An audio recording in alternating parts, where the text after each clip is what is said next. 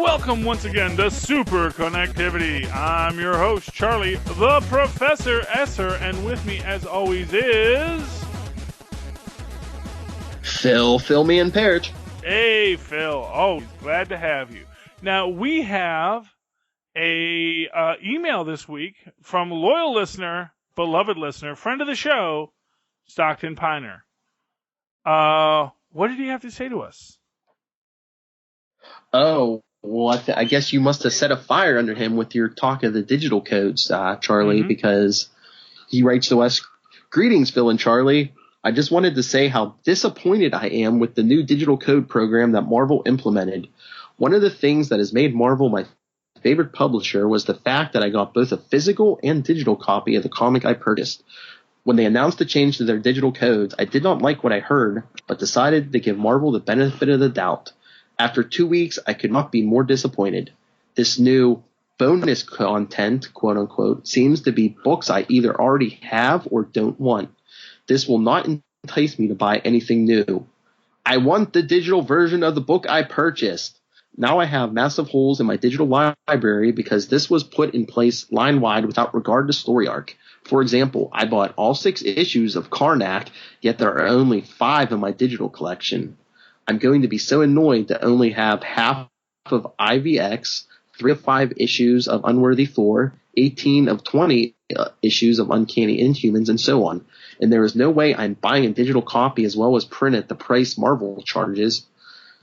I am a huge Marvel fan, and it saddens me to say that until Marvel brings back the digital edition that matches the print issue purchased, I'm dropping all Marvel titles from my pull list. I will finish out current arcs, and I may still purchase a few select titles going forward, but I will not subscribe to anything Marvel. I'm going to vote with my dollar and support some really great books from other publishers such as Black Hammer from Dark Horse, Moonshine, Paper Girl, Saga, and Seven to Eternity from Image, the dregs from Black Mass Studios, and even a few titles from the distinguished competition. I am really digging the Young Animals imprint from DC, which features Doom Patrol, Mother Panic, Shade the Changing Girl, and Cave Carson as a cybernetic eye. Phil, you can expect more about these books over on Channel 52. DC has also produced the most unexpected delight in comics of the year, The Flintstones. I think this book is right up your alley, Charlie. I laugh out loud at least once every issue. All this to say that with so much great content out there that I know I want to purchase, I will not stand for any publisher attempting to dictate which books I should buy, even if it is my favorite. Dismayed, Stockton Piner. P.S. I have some thoughts on IVX as well as a couple other books I would like to share. Family and work obligations have consumed all my time recently, but things at the office are settling down, so I hope to write in soon. Take care, guys. Stockton, I am very much in agreement with you. Now, here's an interesting thing, because I did notice, and I haven't actually pulled out the codes for this week yet, because I just really haven't gotten the chance to go online yet. But I noticed that this month, it's all trade paperbacks. So we get All New, All Different Avengers, Volume 3, Civil War, trade paperback. We get Cloak and Dagger, Shadows and Light, trade paperback. And we get Invincible Iron Man, Civil War 3, premiere hardcover. I don't even know how that works digitally, but, so at least this is like the first time where we have some stuff that maybe I don't have. And it does seem like we're getting maybe not just a book. Like I said, like the whole rollout on this has just been ridiculous. Because here's what I'm going to say. I do understand that there is this maybe decisions being made about, and I'll be honest with you, I think they really just decided to make us all guinea pigs in this to decide what they were going to do. Because, so the first time we got, honestly, like I said, we got 3 issues of just single issue books that everyone already had. This time they're giving us a little bit more, something with a little more heft, it looks like, at least. So maybe it's more than one issue. And they're probably going to see, well, who actually downloaded what? Who actually bothered to get these things? And that might speak to it a bit. Now, at the end of the day, Stockton's right. right now, and not for nothing, yes, I have been wanting to read the Flintstones for a while. Honestly, the only reason I haven't made the Flintstones a regular DC pull is that I don't think you would count it for the Marvelous Review, Phil. You know? If that's what you wanted to do, I mean, it's up to you. Anything DC's putting out, I mean, it doesn't have to be Because honestly, I am absolutely feeling Snagglepuss, which is coming up soon, and that looks awesome. And honestly, right now, Marvel is not in a place to be alienating its core readership. And as I've always said, as I said last week, the whole thing is, it's not so bad to charge for something you've always charged for something. But if you gave something away and then start to charge, it strikes people as so much more criminal. And like I said, what I think they should have done, if they really wanted to do this, is have a buy-up for the digital. And I know that's hard to do because the whole point is that they're losing money somewhere here, or they want to get more money. But say, so for example, if like 6 months ago, they had moved a lot of their books down to, say, $3.49. And then said, and get the digital copy for 50 cents. That would have told us, okay, so we're going to have to, that it's the same price, but they want to put 50 cents directly to the digital, and then you get your digital copy. And then when they moved the books up to $3.99 for the hard copy, but still gave you the 50 cents for the digital copy, you wouldn't have been as freaked out by it. And then eventually when they go up to $3.99 to $99 for the digital, you have to roll these things out slowly. And the way Marvel did it, they just threw it at. I mean, honestly, it is. It's like so many things in our modern world right now where people are just throwing things out there, and then everyone freaks out, and everyone's like, "Well, why are you freaking out? It's just a thing." It's like, yeah, but you did it in the worst possible way. Even if you can make an argument for what you're doing, if you do it in the worst possible way, people are not going to like it. That's why it's called the worst possible way, not the best possible way.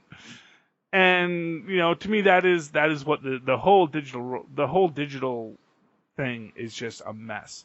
Now, when I get around to entering these codes, because I'm going to read these books, I might say, "Oh, these were really good books. I'm glad they gave them to me." And maybe I will grow into it. But the fact of the matter is as Stockton says, now I've got holes in my collections. I don't have the arcs that I was reading. I now have things missing. Now, I'd had stuff missing before because I never bothered to put in my codes until just recently. But now that I use my codes, dang it, how dare you take them away from me, And part of me wonders if maybe they just really mistimed this, that, it took a lot of us old-timers a few years to realize what the heck the digital codes were or how to use them and how to make it worth our while. But not for nothing, that's where we are now. And, you can't just take that away from us. It's really going to freak us out and make us mad. I don't know. What do you think, Phil? Oh yeah, I'm disgusted. I mean, like this week, I have 2 of the 3 books. I didn't have the Cloak and Dagger. I'm trying to remember last week. I think I had all 3 of those books. It's just like, I agree with Stockton. Now you're going to have holes in your digital library, and especially those of us with kids. I saw someone saying it was a good point. If your kids want to read the comics and you don't want to give them the physical copy to destroy, you always had that digital copy. You just hand them the tablet and say, "Here, read it on your digital tablet." Well, yeah, and honestly, I don't mind. Honestly, I actually have no problem with my kids reading the hard copy, but I dang want my digital because then I have something to save. Honestly, I'm not a collector. I'm a reader. So I mean, I have all these piles of books because I can't bear to throw them away. But nothing would make me happier than to just go all digital. But to that end, what I'd like to do is buy the paper book so that I'm supporting my local retailer, and then have my digital book, and then, put that into recycling. Turn it into more comic books later, Just like Captain America always said, recycle our comics for the war effort. Mm-hmm. Oh, yeah. So I think that I don't think there's anyone out there out to defend Marvel's decision. No, Um, I haven't seen one. I haven't seen anyone, honestly, and I think now one can make the very strong point. They're actually now just at the industry standard, that they were outside the industry standard for a real long time. Mm-hmm. And, I wonder if maybe that was what it was that Marvel said, let's do this. And I don't know if they're the industry standard though, because, DC was holding the line at $2.99. Some of their books are going to go up, but they're bringing in the digital codes. And I get like 2 books from Image Comics, and I think they've been $2.99. I don't know if Image has other ones that are more expensive, but yeah, the two I get from Image, they're $2.99. The only people that I've ever seen at $2.99 was DC books. I don't know. And DC started moving up to $3.99. But what I'm going to say is nobody else was giving you that free digital copy. No. But like I say, that was the justification for that $3.99. Now, and the smaller publishers charging you $3.99 and not giving you a digital, quite frankly, I don't blame them because they're smaller publishers, Yeah, exactly. But as far as I know, a lot of them weren't charging $3.99. Still, they weren't charging $3.99. Oh, yeah. Well, I don't know. Most of the indie comics I've ever picked up were always $3.99. So. And I mean, this might sound like hearsay, but I mean, I would be willing to go with like a cheaper stock of paper if it meant the price came down on these issues. Well, honestly, not for nothing. I don't know why they stopped newsprint comics. That. I mean, they'll give you they'll give you the speech, and it's true that it's probably more durable and it ages better, but. What do I care? I want to read funny books. I know, and then the people who want to save them. I mean, you got bags and boards. You have those people who get them graded and have them encased in airtight plastic anyway. So it's like, and not for nothing. If you are a collector, you want other copies to decay. Exactly. Makes your copy more valuable. Yes. Right now, these books, are never going to. They don't fade, they don't decay, and so. There's no increase in value. So really, on every single level, going back to classic newsprint comics, I mean, unless there really is like a really cost-negative quality to it, I think you're better off, Yeah, I mean, why do you think Action Comics #1 is so expensive? Because there's only a handful of them left in the world. Well, yeah, of course, I mean, and that's how those things were, Because they were pulp comics created to be read and thrown away. I mean, in the 30s and 40s, who would have thought that was going to be worth anything? But who would have thought anyone would even keep them that long? I mean, that's the truth of it. Is there's so much missing from the historical record of comic books. I mean, there was, just to give you an example, they're actually predating, from the 1940s, there was a African king comic book character called King Lion or something like that. And he honestly, when I actually read what little information there is on this character, I'm thinking, so basically Stan Lee just read that once and said, well, make him a Black Panther.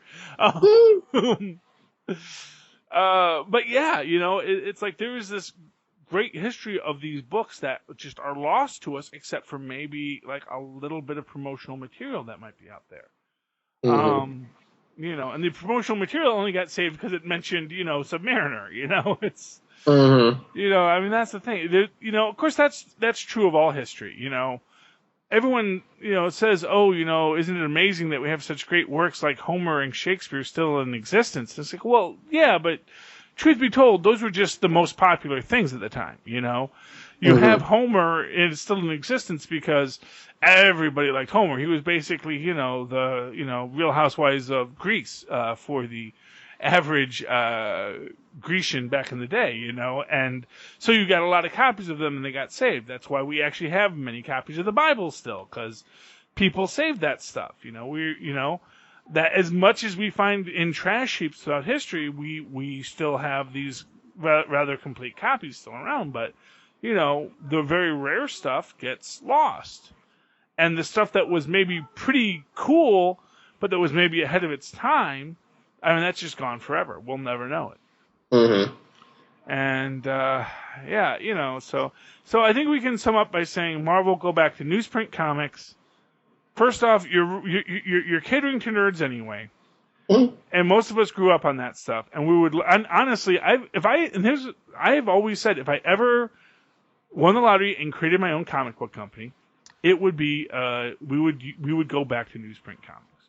We would go back to that cheap quality paper, ink in 3 colors.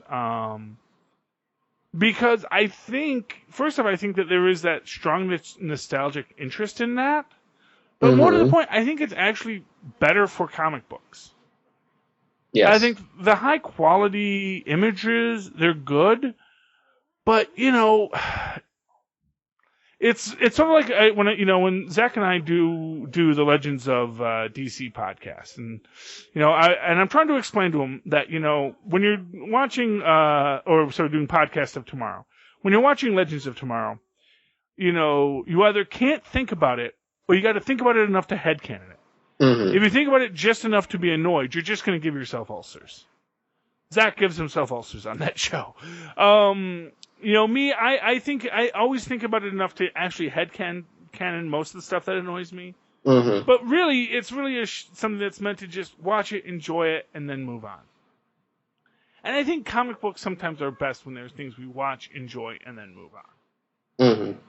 But, I know for whatever reason, it's, I think that there's a lot of feeling of like the prestige of comic books now.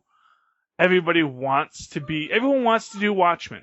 Yes. And I don't even mean they want to ape Watchmen or Sandman or any of these great They want the dark and gritty, like, universe breaking story every month. Yeah, well, honestly, yeah, I think on that aspect of it, yes, I think everyone is doing that. Everyone is breaking the universe every couple of seasons, and and that, of course, gets us to what our new, we just finished Civil War. Deep breath, everyone. New thing coming, Secret Empire. We don't have much on it. We have a teaser image for Secret Empire, and I will say it is interesting to look at. It has sort of a split screen with Cap and Red Skull, and then all the heroes around them as everything moves forward to something, I guess. Mm-hmm. Something wicked this way comes. And I'm in such a weird spot on it because on one hand, I'm really excited for, here it is, I found it, the Secret Empire.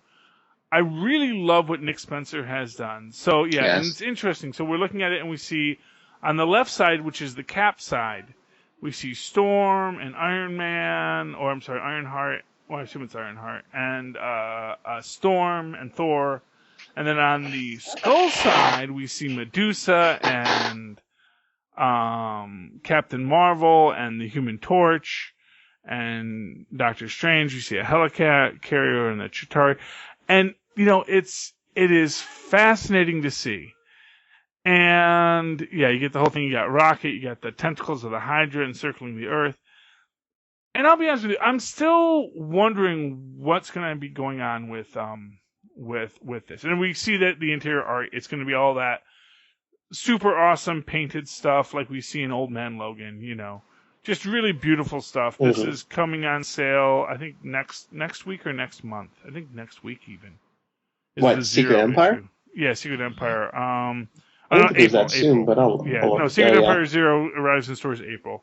Issue 1 will be May. Until 0 issues. Come on. Yeah, and then I think it runs to March or August, I think. Yeah.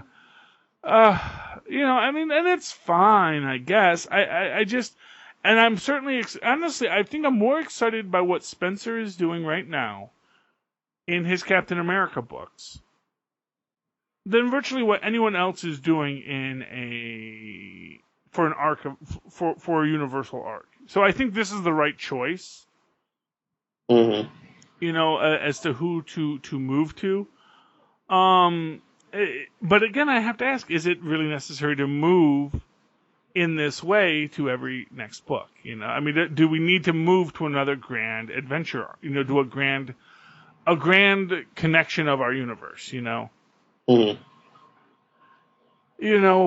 It just seems like there's so much going on, and to that extent, one of the things that I kind of have to say is, everyone always talks about like how interconnected all the hero universes are, but it kind of strikes me that back in the day, the mutants and the non-mutants really did keep themselves separate from each other. The mutants had their books, and the non-mutants had their books, and they all existed in the same universe, and everyone knew about each other, but they didn't always interact because, people didn't live right next to each other, The X-Men were up in Westchester, the heroes were down in New York City, and not for nothing, that's far away. Yeah. Even driving a car, it is a trick to go from Manhattan to Westchester. And it's not like, certainly you could interact all the time, but, you can see why people might be more spread out.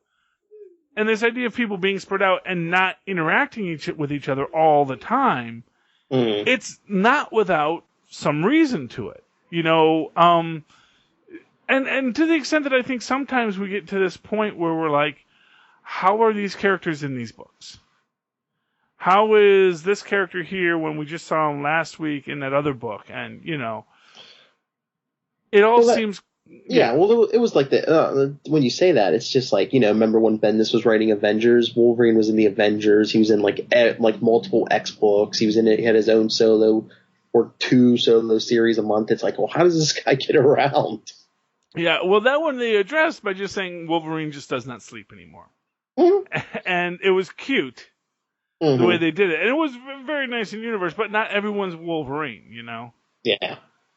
And, disjointed timelines only take you so far. All in all, I'm like, I think there's some really great stuff here. I'm just not certain, it's hard to second guess them because they certainly are successful.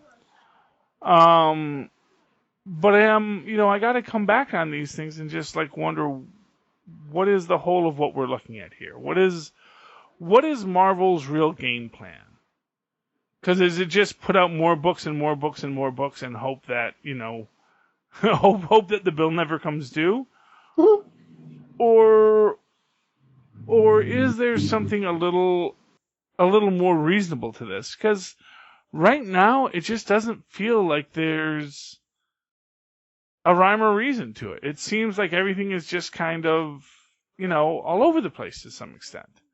It's as we say, it's too many books, and it doesn't seem like anyone else is going to cut back on their book production either. So it's not even that there's too many books at Marvel anymore. It's too many books everywhere.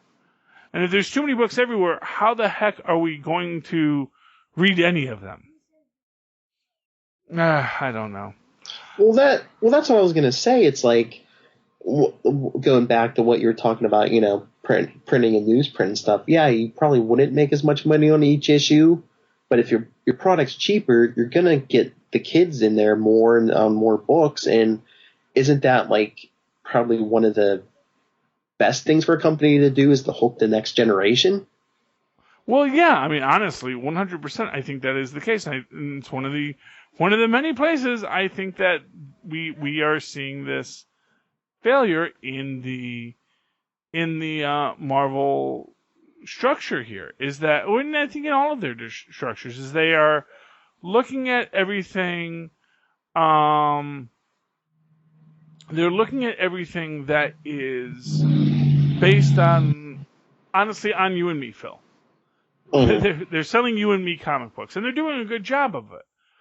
But the fact of the matter is that it is an art form where I think they're having some difficulty building it out, and I think that if you don't have stuff that, and they certainly have their juvenilia books out there, often tying into their cartoon series, but I don't know. I wonder if that really gives them what they really want. Because I do think that one of the things that I, as a young man, loved about the comics was that it was this somewhat not juvenile. It was a somewhat not juvenile art form, that it was something that had a lot of complexity, even for my young mind, I mean, it's complex as a young kid reading it, but I think that there is some deeper stuff there, and I just don't know where they're going with all of this stuff, and I don't know, Phil. I'm not happy. That's what I can say. I hear you. But I did come up with, and this is this is how funny it is, Speaking of Hydra Cap, this is what it all comes down to. And of course last week I made this whole statement about how, how what is amazing about the idea of Hydra Cap is this idea that it does show us how easily we get pulled into diabolical things, diabolical people, and things they're putting out there, because we want to, we have something we want to believe in. And even now, as I was dealing with my life, I was still looking for an arc of redemption for Steve Rogers in all this. I did come up with one. So my new crazy fan theory is, we have to see as we read the next couple of issues. My new crazy fan theory is, and who knows, we might get an answer to it next week, is that Erskine was Hydra too. Mm-hmm. That basically what we're going to see is that there is, that basically when Hydra decided they were going to join with Hitler, that there was a lot of negative views of this. Maybe a lot of people felt it wasn't the right move.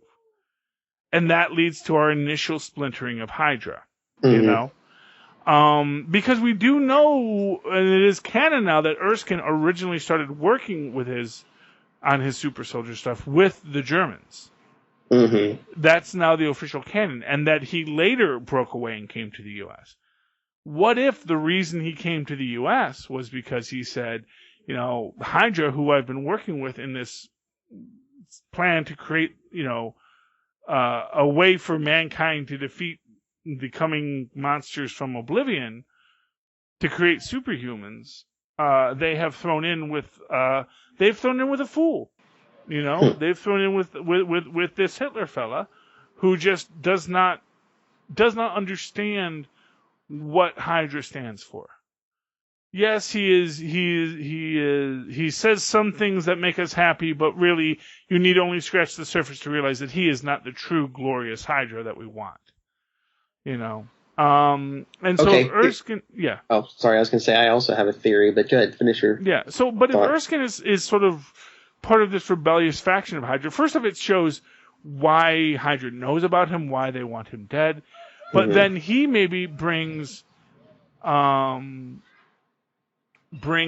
maybe Erskine brings Cap into it in the way that he's supposed to. And then here's what's great about this. Then you have that it's an actual Nazi agent who kills Erskine, not a Hydra agent. Because the idea would be that Hydra and the Nazis really are two separate things. And Hydra is something that goes a little deeper and is a little bit different than what we've been led to believe. Now, they're still totalitarian fascist, but maybe they really do, maybe in their heart of hearts, there is some kind of betterment of all humanity in it. Mm-hmm. So, we'll have to see. But what was your theory, Phil? Well, that whole split cover got me thinking, when we discussed before that there, unless Secret Wars change everything, there's still like that Red Skull brain trapped in Steve Rogers' mind. Mm-hmm. What if Kobik isn't rewriting his memories of the past? What if she just unshackled that Red Skull, and that version of the Red Skull is rewriting his memories?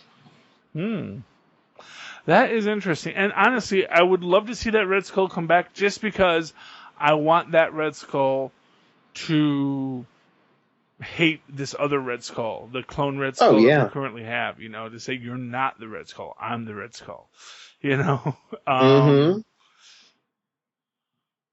We're going to have to see. We are going to have to see. Because, I mean, we know the Red Skull knows how to get around in a Steve Rogers body. Mm-hmm. Oh, yeah. Well, because you used to be a clone of Steve Rogers. Yeah. Why cannot freaking Jackal have clones at work? No one else has this problem.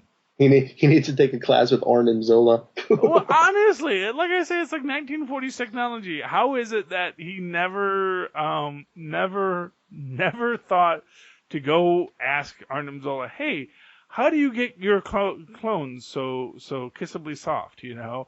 Well, you know what the problem is? The Jackal, I think he learned most of his cloning techniques from the High Evolutionary, who didn't want him to, like, start cloning all over the place. So I think they've even said, I think the High Evolutionary didn't give him the full, you know, the complete info. So he's working with incomplete, you know. Yeah, but he's a scientist. Wouldn't you go out and say, hey, notice that all your clones don't decay constantly? Yeah, but Charlie, how much of a scientist is he, though? I mean, he wasn't working in like a super advanced lab. He was a college professor. He wasn't setting the world on fire with his science. Well, hey, he was at Empire State University, the foremost leading place for irradiating young teenagers. So,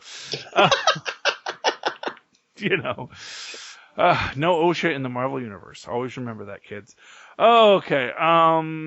Any final thoughts, Phil?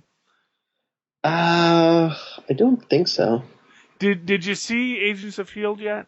Yes, I did. Yes. What do you think of Nitro? They haven't called him it yet, but that character is so Nitro. Yeah, I know. It's completely Nitro because even the way Daisy took him down, Tony Stark did that as Iron Man the one time. Like, he saw on his scanners that there was a certain frequency, and he just, like, hit him with that frequency and made Nitro keep blowing up till he passed out.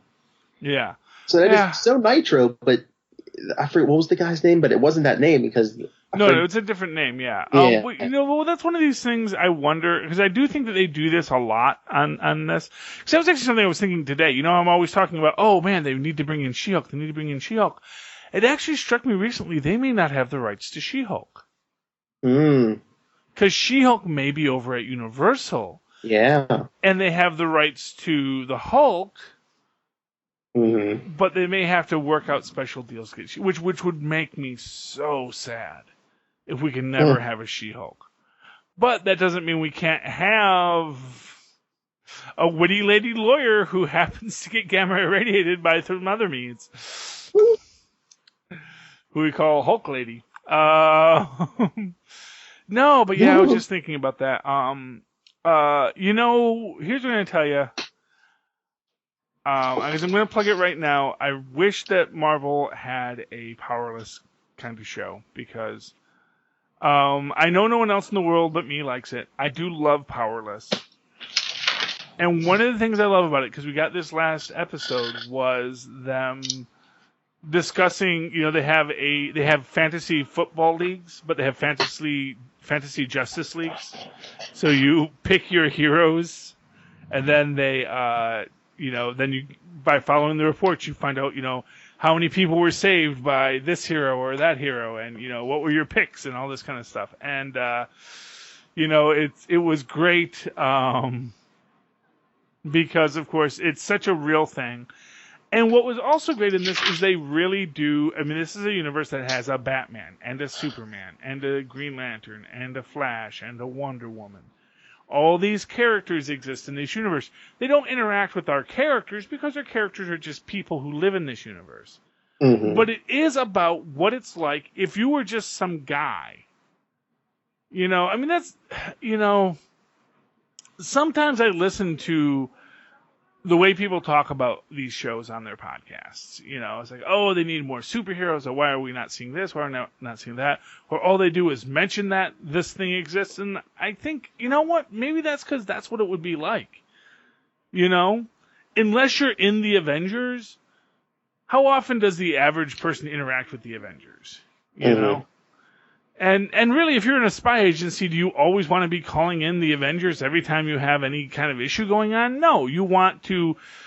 First off, you don't even necessarily trust the Avengers half as far as you can throw them half the time, because they are rogues. They're people that you don't have any They don't have any loyalty to you. I mean, the closest you have is Captain America, and quite frankly, he's Hydra. So it does. It makes sense to me that no, we aren't going to see Iron Man every week or even ever, because you know what? They don't necessarily want Iron Man in there. They want some Stark tech, but quite frankly, they have that, and then we can interact with that in our system. So yeah, but still very much loving Powerless. Would love to podcast in it if any of you listeners out there like Powerless. And like I said, if you've ever wondered what a show would be like if it actually existed in a real DC universe with every character and thing that is in the DC universe actually there, this is your show. I mean, you don't get to see those characters all interacting, but you get to see that, hey, you know what? They are there in this universe. But to me, that's cool. But don't you think it's interesting that, like, all of us DC fans on the Southgate Media Group are kind of like, I don't know if really want to bother, but you as like mostly a Marvel fan are the one who's into it so much? Yeah. Well, because first off, I mean, on a couple levels. One thing is, of course, I love stuff that really acknowledges the ridiculousness of a superhero universe. And I especially love things that acknowledge the ridiculousness of a superhero universe, but then don't constantly say, this is ridiculous. They just say, yep, we live in a ridiculous universe. Because you think about anything about life. Okay. Life is, my son's getting his water. Life is ridiculous, generally speaking. And, it's fine that, it's fine to me, that we are dealing with these ridiculous things. What is fascinating to me is just this fact that they can deal with it as if this is the universe in which we exist, and we're not going to sit there and say this is ridiculous all the time, And because that's the thing, is superheroes are ridiculous, and if you lived in a universe where there were people flying around, and you weren't one of the people flying around. Everyone thinks, oh, I'd love to live in the superhero universe. It's like, no, you would love to be Batman, or in your case, Phil Nightwing. We would all love to be the characters that we love. Actually living in that universe and not being them, that's Gwenpool's story. And as Gwenpool will say, if you're not the main character, you're just you're probably going to get rubble dropped on you. And this entire series is about, people trying to manufacture rumbrellas, which is umbrellas that protect you from falling rubble. And in fact, that was one of the great things about this last episode was they created it, but they realized, well, the flaw in it is that it keeps the rubble off of you, but it just bounces it off to the guy standing next to you. And they say, yes, unless he bought a rubbrella too. Yeah. And it's like, there we go.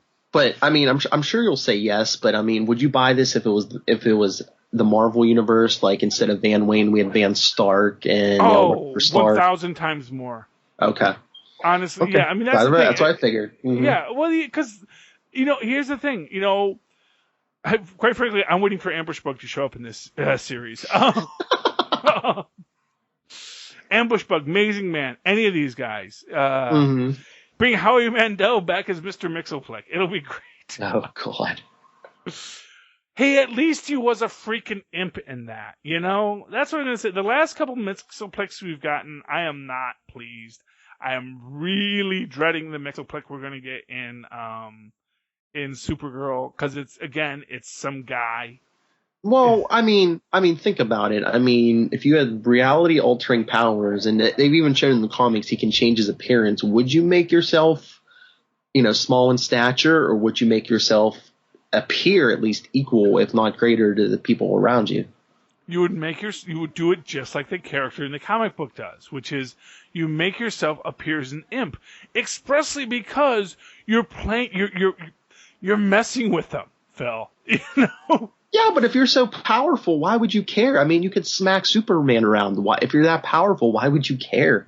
Well, yes, but why would you care to smack Superman around at all unless, you know, there's a great scene in Star Trek Next Generation where I think it's like the second time Q shows up, and he first appears, and you see this like 7-headed serpent as Q, and it's like, I am the Q, and I blah blah blah, and he goes, Q, you know, Picard says him to Q, and then Q shows up, and he's got a Starfleet admiral's uniform on, and he says, "You're not a Starfleet admiral, Q." He says, "Well, I'm not a 7-headed serpent either, but you accepted me as such," and you know. That's the thing. It's like, you know, he wouldn't necessarily be that, but it is intrinsic to the character that he is an imp, that he is mischievous, that he is playing a game with Superman and anyone else he interacts with. And because he's playing a game, his appearance becomes much more important if he's that kind. See, what I didn't like about the Smallville Mixoplex is they just totally, it basically made him a wizard, you know? Okay. And it's like, oh, okay, another wizard character. And it completely lost what made Mixoplex great. Now, you can have this guy come up and you have him be a Q kind of character, have him be silly and whatnot. But I think there's something to be said for, you know, a purple derby. You know? I think there's something to be said for making that effort to say, I don't care that this is not what you think a fifth dimensional wizard should look like. This is the form I've chosen because, quite frankly, the heck with you. You know, I don't answer to you, Superman. I don't answer to you, Phil Parrish. I answer to myself. I'm a fifth dimensional imp. You know. You know, even the Beyonder, you know, altered himself after he initially took the form of Steve Rogers. Okay. Anything else to talk about tonight, Phil? I know you haven't seen it, but I saw the first episode of Legion. It's really good. It's kind of weird, but I think Marvel fans will enjoy it. You know, because just from the basis of his powers, you know, half the time you're like, is that real? Is that real? Or is he just imagining that? Blah blah blah. But it's really good. The first episode was an hour and a half, and it just seemed to fly by. So, yeah, Charlie, check it out. Everyone listening, check that out. I am absolutely going to check out Legion, yes? I was going to say, and the last thing is I saw Lego Batman today. It's really good. You can take your kids to it. I mean, my 3-year-old enjoyed it immensely, but there's still good story, good humor in it where, like, if you're a Batman fan, you know, you won't, as an adult, you won't be bored. Yeah. I'm really looking forward to Lego Batman, very much looking forward to Legion. These are all things on the list of things to watch. I will probably get to see Lego Batman, if not this weekend, then next weekend definitely. I'll take the kids out to it. And as far as Legion, you know, yeah, I'm going to find it. I have it. I didn't set it up to record because I think I forgot to. But I've definitely been wanting to, and I can always get it on demand on FX on demand. So, yay. But anyway, man, even the stuff that they don't charge us for, it's too much stuff. Okay, Phil, if you would like to talk to you about Marvel, DC, how great Powerless is, where can they find you? If you want to wake up to reality, you can always email me, nightwingpdp@gmail.com. On Twitter, I am at nightwingpdp. And I'm always plugging, you know, all, you know, like Wade's World here on Enough Said or Before the Bat or Legends of DC. But go to southgatemediagroup.com and check out my blogs, the True Believers blog and the Legends of DC. Like I said, you can find them at southgatemediagroup.com or philparrish.wordpress.com. Okay, awesome. And of course, you can always write to me in that old-fashioned email way at superconnectivityblog@gmail.com. That's superconnectivityblog, all one word, just like the show you just listened to, at gmail.com. And of course, follow me on the Twitters as I live tweet. Oh, whatever I have time for. Hulk, Agents of S.H.I.E.L.D., Legends of Tomorrow, Powerless. watch for us, listen for us, and enjoy us all the more at Charlie Esser. That's CharlieEsser. Look for the 2 E's in the middle for quality. Okay, ladies and gentlemen, thank you for connecting with us this week on Superconnectivity. Please connect with us again. Good night.